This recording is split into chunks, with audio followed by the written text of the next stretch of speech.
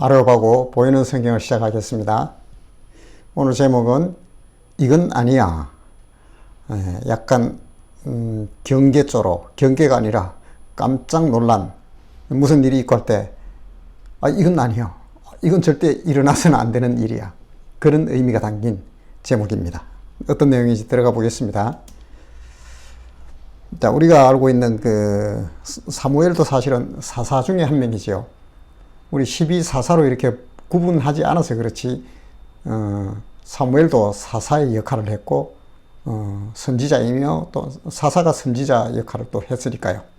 그런 사무엘이 은퇴를 해버립니다. 갑작스런 은퇴를 하게 되는데요. 물론 나이가 들고 해서 은퇴 시점이 오기도 했지만은 어떤 정년이 정해져 있지 않는 사람이었거든요. 사무엘 같은 사람은. 그럼 그가 이제 갑자기 은퇴를 선언하게 됩니다. 이제 그 배경이 있는데요. 자, 사사가 되고 나서 사무엘이 이스라엘을 이렇게 영적인 지도자로 이끌어오고 있지요. 그러다가 언제 결혼을 했는지 그런 내용들은 안 나와 있어요. 그런데 보면 사무엘상 8장에 가보면 사무엘에게는 요엘과 아비야라는 두 아들이 있다는 정보가 나옵니다.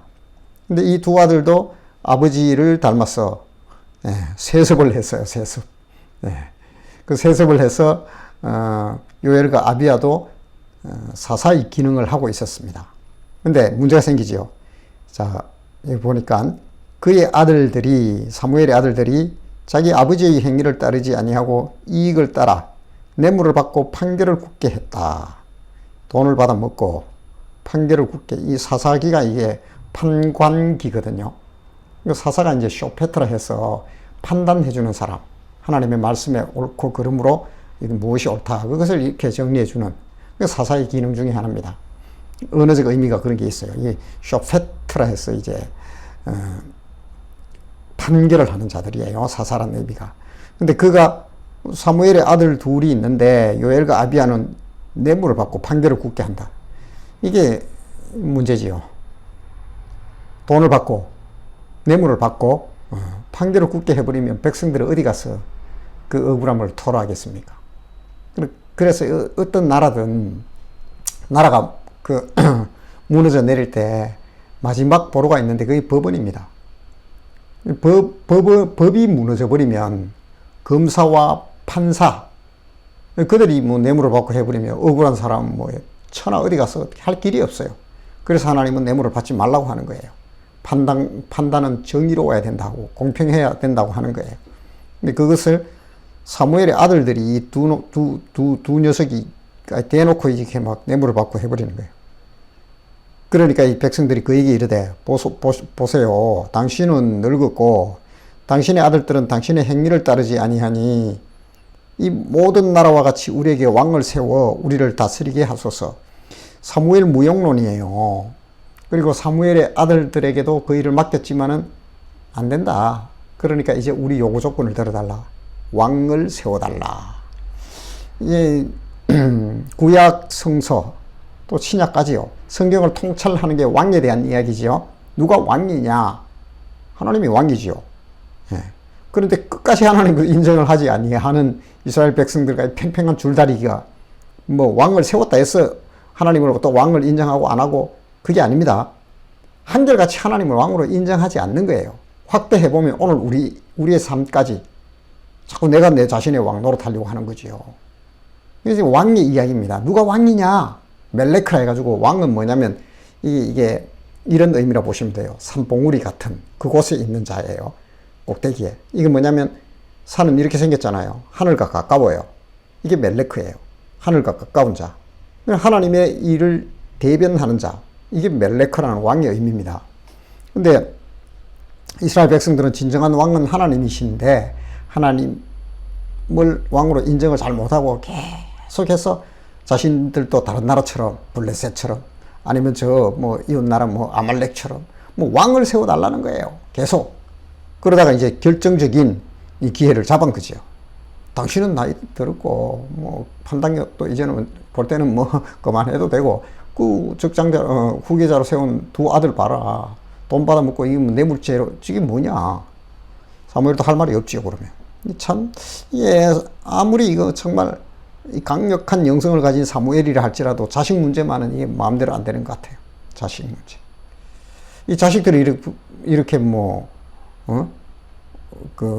죽을 써놓으니까 이게 뭐, 어떻게 뭐 백성들 앞에 할 말이 없는 거예요. 입을 꼭 다물고 있는 거예요. 그러니까 이제 뭐 입지가 없어지니까 은퇴를 해야 되죠. 이런 배경이 있어요. 사무엘이 은퇴를 하는. 자, 이제 더 들어가 보면 이제 재밌는 사건들이 겹치는데요. 이렇게 이제 기회를 잡아요. 이스라엘 백성들이. 자기들도 이제 다른 나라처럼 왕을 요구하고 왕이 세워지는 왕정 국가가 될 거야 하는, 우리가 잘해보겠다는 겁니다. 왕정 제도는 우리끼리 잘해보겠다는 거예요. 하나님 제발 간섭하지 말라는 거예요. 그러니까 이제 그 속내를 이스라엘 백성들이 비친 거예요. 그러니까 사무엘은 화들짝 놀라는 거죠. 자, 보세요. 여호와께서 사무엘에게 이르시되 백성이 내게 한 말을 다 들으라. 다 들으라. 이왕 틀린 거예요. 다 들으라. 이제 뭐 돌이키긴 틀렸다. 이는 그들이 너를 버림이 아니요 나를 버려 자기들의 왕이 되지 못하게 함이라. 자, 하나님을 버린 거예요. 우리도 왕을 세워주소서 하고 돌이킬 수 없어요. 이게 백성들의 뜻이라면서 들고 오는데 뭐 어떻게 합니까? 그러니까 막 사무엘이 화를 내는 거예요. 너희가 하나님께 대하여 이건 아니지 않냐면서. 신정 국가인데 몇 번 얘기 안 했겠나요? 그러니까 당신 아들 그 모양인데 뭘 할 말이 있냐고. 코너로 몰려서 이제 가서 하나님께 기도한 거예요. 이 백성들이요, 왕을 달라 한다면서 막 그러니까 하나님이, 야, 그가 너를 버린 게 아니야. 네 아들과 너들 버린 게 아니라 나를 버린 거야. 내가 자기들의 왕이 되지 못하게 합니다. 이게 하나님의 반응입니다. 그래서 뭐라 합니까? 뜻대로 해줘라. 이미 백성이 이렇게 의견을 다 모았어요. 국민의 뜻입니다. 이래 뭐 방법 없습니다. 무슬림 나라 같은 데 보세요. 국민의 뜻입니다 하면서 알라요 해보면 하나님도 근처도 못 가지요. 국민의 뜻입니다, 이게. 뜻대로 해주라는 거예요. 하나님이 못내 이게 섭섭해 하시는 거예요. 자, 볼게요. 그런데 이제 사무엘은 하나님과 이스라엘 백성 사이에서 잘 알지요. 이게 얼마나 긴박한 긴장 관계에 있는지. 하나님이 잘리는 순간입니다, 이게요. 이스라엘 백성들에게 나라를 만들려고 그렇게 보세요. 창세로부터 얼마나 에덴이 하나님 나라 되던가요? 쭉쭉쭉 흘러왔어. 나중에는 홍수를 지나서 바벨탑을 지나서 아라박사 가문에서 겨우 아브라함을 선택해서 4대 족장 시대를 거쳐서 야곱을 이집트에 넣어서 430년 후에 또 그들을 불려서 데리고 나와서 나라를 한 개 만들려고 이렇게 애를 쓰신 거예요, 하나님이. 근데 그게 지금 무산되게 생겼잖아요. 출애굽 40년을 다 지났어요. 와서 이제 가나안 땅 분배하고 이렇게 좀 뭔가 나라를 이제 좀 해보려고 하는데 하나님은 잘리게 생기는 거예요. 잘리는 거예요, 지금. 그만두세요. 그 얘기죠. 그러자 하나님이 사무엘을 통하여 확실하게 그들에게 주지시켜라. 너희들이 왕을 달라고? 물론 신명기에도 보면 왕의 제도를 할 때는 하면서 제도를 할 때는 왕의 제도를 가져야 될 때는 그 내용은 언급되어 있습니다. 근데 그것이 절거히 하나님이 기쁜 마음으로 언급한 게 아니라 진짜 왕은 하나님이에요. 흐름 전체를 보면. 근데 결국은 이 못돼 먹은 이스라엘 백성들은 걱정하는 대로 가는 거예요. 자기들이 왕을 세우고 자기들끼리 우리끼리 잘해보겠다는 거예요. 그래서 하나님은 뭐라고 하냐면 사무엘을 통하여 그들에게 왕의 제도를 가르쳐라. 확실히 주지시켜라. 어떤 내용이 있냐. 왕을 너희가 선택하게 되면 그 왕은 너희 자녀들을 징집하는 거예요. 전쟁에 데리고 나가기 위해서 20세 이상 칼 쓰는 자들 차출하는 거예요. 그래도 괜찮겠냐? 바로 할렐루야. 당연히 우리가 지켜야죠. 징집. 이게 거의 죽지요. 전쟁 자꾸 돌아다녀 보세요. 죽습니다. 징집하고 의거한다. 의거라는 거는 이제 왕의 행렬을 끌어야 되는 거죠. 그게 뭐예요? 막 밀고 땡기고 사람이 노예와 같은 짓을 하게 되는 거죠. 그래서 너희가 왕의 소유물이 된다는 거예요. 이게 징집하고 의거하는 일을 하고, 그리고 너희 딸들은 상궁이 된다네. 상궁. 군, 그, 궁궐의 일을 봐야 되죠. 뭐, 누가 그 많은 허드렛 일부터 시작하며, 또 그, 이 상궁에 포함되는 게 또, 왕의 뭐, 후궁은 아니죠. 후궁은 아니고 상궁 말 그대로 왕의 노리개가 되는 거예요. 될 수도 있는 거예요. 그렇게 했으니까요. 자, 이래도 좋으냐? 자기 딸들, 아이고, 당연히 우리가 해야죠. 또 받아들입니다. 그리고 세금도 내야 된다. 세금 많이 내야 됩니다. 그 세금에 11조도 있지만, 이 국가를 경영하기 위해서 얼마나 많은 돈이 들어야 돼요. 엄청난 일을 또 하게 된다는 거.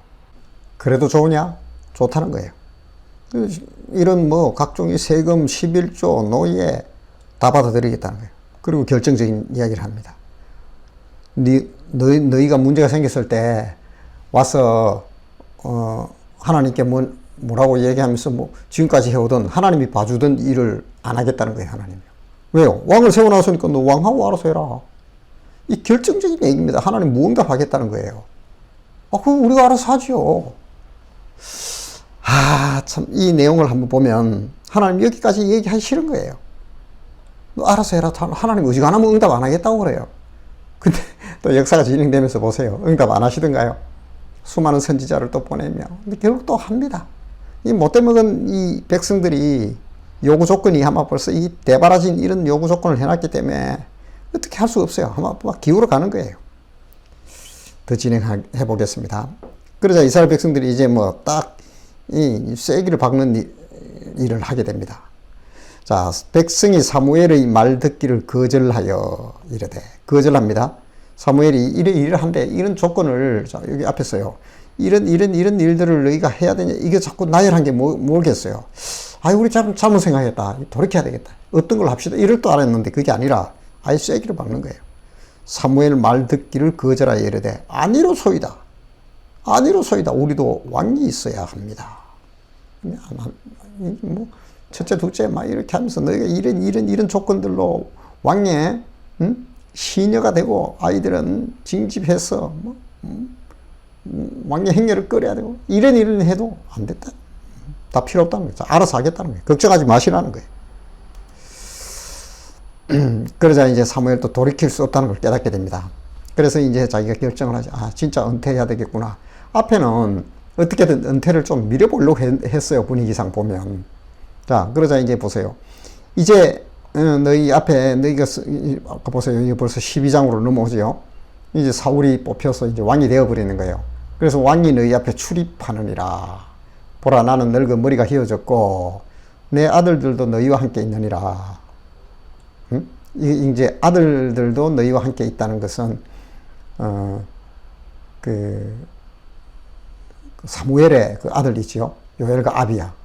그들도 이제 뭐 돌이켰는지 모르겠어요. 어쨌거나 뭐 너희들하고 같이 이제 같은 편이 되어서 같이 있지 않느냐. 내가 어려서부터 오늘까지 너희 앞에 출입하였거니와.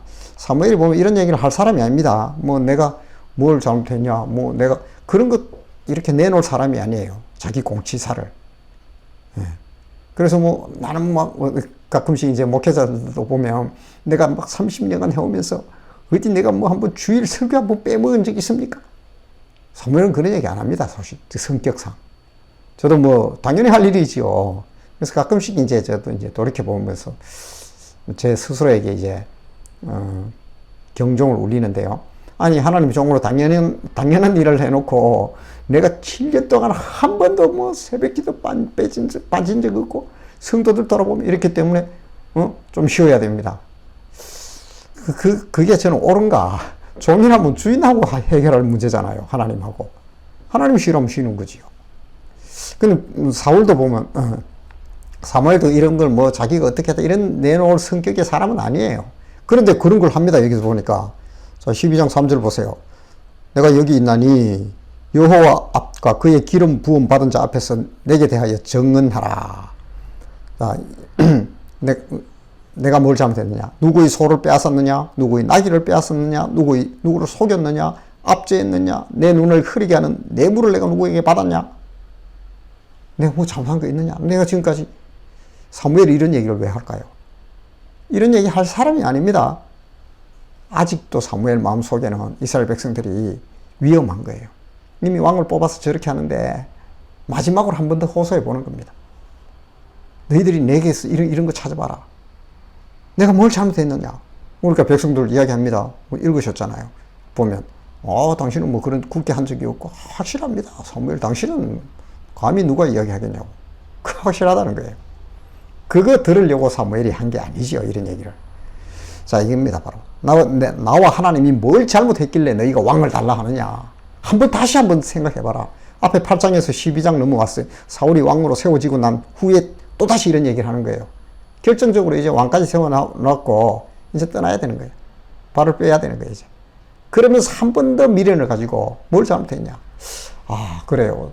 사무엘 선생님, 사무엘 선지자요. 당신을 보니 우리가 잘못 생각했다. 이런 일말의 기대를 가지고 이런 얘기를 하는 겁니다. 자기 공치사를 하는 게 아니라. 자, 그래서 이런 사무엘의 진정성을 받아들이느냐? 아닙니다. 죽을 지경까지 또 사무엘을 몰아붙입니다. 여기까지 온 거예요. 몰아붙여요. 그런데 사무엘이 황당한 이야기를 합니다. 여기서 도저히 안 되겠으니까 이제 마지막 카드를 내밀어요. 사무엘이 마지막 카드를 내는데 그게 뭐냐면 자, 이 얘기입니다. 오늘은 밀 베는 때가 아니냐. 여러분 우리도 아시다시피 밀을 벤다는 거는 추수지요. 추수. 가을에 추수하고 이럴 때 비가 잘 안 오잖아요. 가끔씩 늦게 태풍이 와가지고 벼가 쓰러지고 난리 나거든요. 그런데 추수철에는 거의 비가 잘 안 옵니다. 어디든. 그러니까 밀 베는 때가 이때 비가 오면 안 돼요. 잘 안 옵니다. 밀 베는 때가 아니냐. 그렇다는 거예요. 이때 내가 여호와께 아뢰리니 여호와께서 우레와 비를 보낸다는 거예요. 자, 보세요. 사무엘이 왜 하나님한테 밀 베는 때에 우레와 비 막 폭풍이 쏟아진다는 거죠. 그걸 달라 하겠다. 너희가 왕을 구한 일 곧 여호와의 목전에서 범한 죄악이 큼을 너희에게 알게 하시리라. 자, 지금 보면 굉장히 긴장이 있는 얘기입니다. 이게요. 이제 마지막 자기 그 은퇴사를 하면서 하는 말이 지금 추수 때 아니야. 내가 하나님께 기도했어. 빌었어. 하나님, 우레와 폭풍과 비를 막 쏟아지게 해주세요. 지금 될 법한 얘기입니까? 이게 좀 백성들이 저 양반이 미쳤나? 갑자기 이러는 거예요. 사무엘이 지금 은퇴사에서 이런 얘기를 하는 거예요. 비를 보내. 우레와 비. 이에 사무엘이 여호와께 아뢰매 여호와께서 그날에 우레와 비를 보내시니. 이건 주로 뭐 아말렉을 진멸하거나 뭐 암몬이나 모압을 또는 블레셋을 뭐 공격하거나 그럴 때 오는 게 우레와 비 막 천재지변 막 하나님의 강력한 강권적 개입 이때나 쓰는 거를 이스라엘 백성들에게 그것도 추수하는 그때에 막 보내겠다는 거예요. 그리고 실제로 하나님 또 보내요. 그러자 모든 백성이 여호와와 사무엘을 크게 두려워했다. 이 끝난 거예요. 그리고 은퇴사 끝이. 왜 이런 일을 사무엘이 미쳤나요? 미쳤다면 그렇게 구한다 해서 하나님은 또 그 추수 때 그걸 막 이스라엘 백성들에게 자기 백성을 때리기 위한 천재지변을 일으켜야 되나요? 오늘 이 포인트가 여기 있는 거예요. 마지막 방점까지 한 번 더 해보는 거예요. 하다 안 되니까. 그런데 사무엘에게 하나님 마음이 그대로 투사되어 있는 거죠. 하나님이 그렇게 하시는 거예요. 한 번만 더 돌이켜보면 안 되겠냐. 그래서 하나님도 마지막 카드, 천재지변을 막 일으켜보고 이게 하나님이 얼마나 싫어하는 일이고 얼마나 하나님이 위기의 코너에 몰린 일인지를 보여주는 거예요. 그래 이스라엘 백성들이요. 무서워서 아마 죽을 지경까지 여기도 보면 사무엘도 이제 죽을 지경까지 이들을 몰아붙인 거죠. 그러니까 이들이 막 또 소리를 지릅니다. 우리가 죽게 생겼다고. 아마 죽을 지경까지 갔는 것 같아요. 엄청난 우레와 폭우가 쏟아지면서 그 두려움에 엄습했는 것 같아요. 그러니까 우리를 죽지 않게 해달라고 막 잘못했다고 그럽니다. 그러면 다시 이제 원래대로 돌리겠지. 아닙니다. 그렇다고 돌아오지도 않습니다. 이미 강을 건너버린 거예요. 자, 그래서 제가 오늘 이걸 통해 가지고 이 말씀을 나누면서 왕을 달라 하는 그들의 그 심리 속에 있는 하나님을 정말 진심으로 섬기고 의지하지 않는 참 어쩔 수 없어요. 인간들은요. 이런 마음으로 꼭 차 있다가 언젠가 이렇게 뭉쳐서 딱 돌출되는 겁니다. 하나님이 이런 데도 떠나지 아니하고 이들을 또 지켜주고 끝났다면서 다시는 간섭 안 할 거라고 해놓고 나중에 보세요. 다 또 간섭합니다. 자꾸 보냅니다. 하나님의 선지자들 돌이키라고. 다 저들을 내가 진멸할 수 없지 않느냐. 그런 하나님의 심정이 보이죠. 자, 왕을 달라는 일이 무슨 일이었는지 그걸 막고 싶었던 사무엘과 하나님이 막고 싶었죠. 하나님이 이스라엘 백성들에게 쫓겨나가는 거잖아요. 그래 안 나가시려고 이렇게 우리가 번개까지 막 동원을 해도 안 되더라는 거예요. 이게 바로 패역한 이스라엘의 모습이고 어쩌면 그 속에 우리의 모습이 들어있지 않나 싶은데요.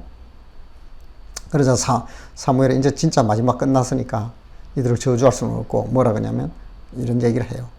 마음을 다하여 진실이 여호와를 섬기라. 나는 너희를 위하여 여기서 나온 얘기예요. 기도하기를 싫은 죄를 여호와 앞에 결단코 범하지 아니하겠다. 은퇴하며 이렇게 쫓겨나가면서도 너희들을 위하여 내가 진심으로 기도하며 할 테니까 선하고 의로운 길을 너희에게 내가 가르칠 거야. 은퇴해도 은퇴가 아니라는 거예요. 너희는 여호와께서 너희를 위하여 행하신 그 큰 일을 생각하여 그를 경외하며 너희의 마음을 다하여 나오죠. 진실이 섬기라. 이게 마지막 사무엘의 극약 처방이었던 거예요. 우레와 번개를 때려놓고도 이게 뭐 극약 처방의 한 패키지죠. 하나님이 이런 분이야. 이름에도 너희 말을 들어줄 수밖에 없고 너희가 하나님을 얼마나 몰아붙여서 코너까지 집어넣은지 알겠지? 이래 망해서는 안 돼. 이젠 그 알았다면 이왕 왕을 세워달라고 왕을 세웠고 돌이키지 않고 그렇다면 너희는 마음을 다하여 다시 한번 돌아봐라. 진실이 섬겨라.